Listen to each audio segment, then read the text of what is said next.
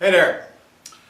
Listen, I've had several requests lately, both inside of class and from your questions that you submitted, and it's about the yellow letters.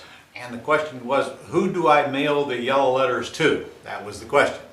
Now, of course, you know there is no one answer to this question, so I'm going to give you my favorite targets.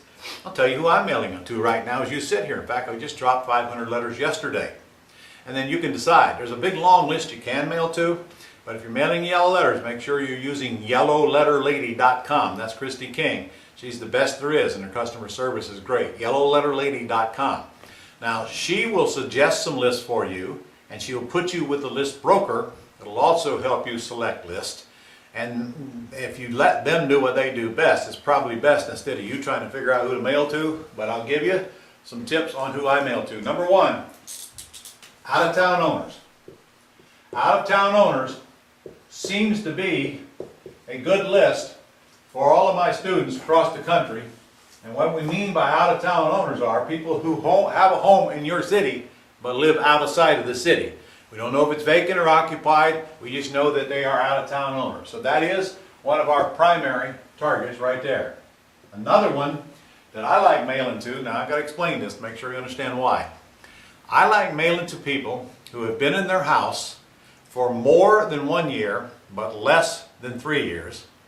And the reason is this. Now I'm picking nice neighborhoods now, nice properties, nice areas, so you can pick your zip code based on the quality of the zip code you're in. And in fact, you literally can pinpoint a house if you want, and then draw a circle around it for however big a circle you want to mail to, depending on how many you want to mail, and let them research, okay, how many letters are going to mail inside that circle. So I want to target the area, always want to target the area where my houses are, because I don't want them in the garbage areas. Okay, so I can target the area which targets the price range. And the reason I like mailing to people that are 1 to 3 years in their house is that a lot of them will move, believe it or not, between 1 and 3 years after they buy the house. They get into it and for some reason they decide they can't handle it, or they get transferred, or they get divorced, or they get sick, or all the reasons that people sell houses. And the reason that I like them 1 to 3 years is because A, I know they got a small amount of equity in them, which is good because it's easy for the seller to give it to me. B, I know they got a mortgage on it that I can take over or do a wraparound on, and I know it's got a low interest rate because all the rates have been low for the last several years. So that means I know I got a low monthly payment. So I got a gorgeous house in a gorgeous neighborhood with a small amount of equity and a low payment.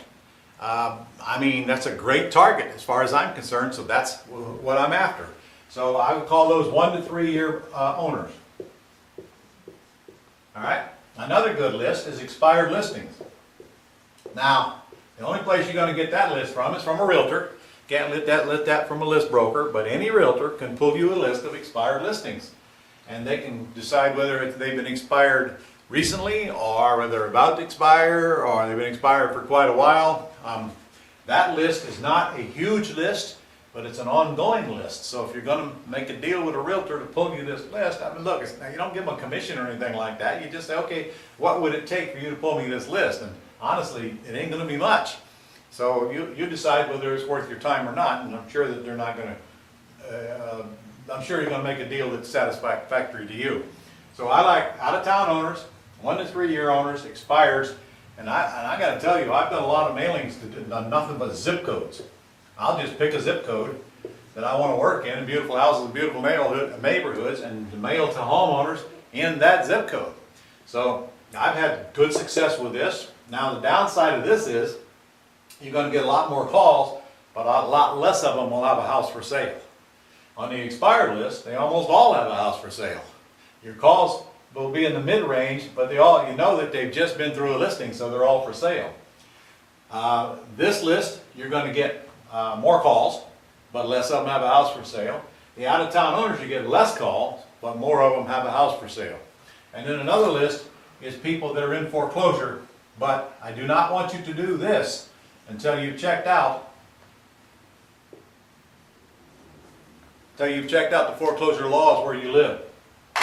Because some places you need to know those laws. For example, if you live in Washington State, you do not want to do this because you can't solicit people that are in foreclosure. If you live in Florida, for example, I can't buy their house if they've been filed on and they live in it. The only way I can buy it is all cash. So if I were to mail to people that are in foreclosure in Florida, they'd have to be out of the house before I could buy it. Because if I rent the list of people that have been filed on, it has to be vacant or I can't buy it subject to or on a wrap. So this one is, I used to do this a lot. I haven't done it lately. I'm probably going to be doing it in the future. But this one I do almost weekly. This one I do almost weekly. Expireds I do it from time to time. And I don't do this one anymore lately because I'm more focused on these. So that ought to be enough to keep you busy. I don't want you mailing to all 5 of them incidentally. That's just too much. But if I had to do them in priority order, I'd probably do out-of-town owners. And then I'd go to 1 to 3 year owners and see how that works and then adjust. You can always do expired because that's a handful of letters per week in your city. And this one I would not do until I've tried these out. And this one again depends on the laws and whether you want to chase the folks in foreclosure or not. So that'll be enough to keep you busy, and I hope that answers the question on to whom do you mail. By the way, foreclosure list now, I don't know if Christy can get it for you or not. You'll have to contact her, but there's plenty of people that rent foreclosure lists. Just go on Google and type in foreclosures or pre-foreclosures, and you'll find plenty of places that can get you that list. So I hope that helps. See you soon.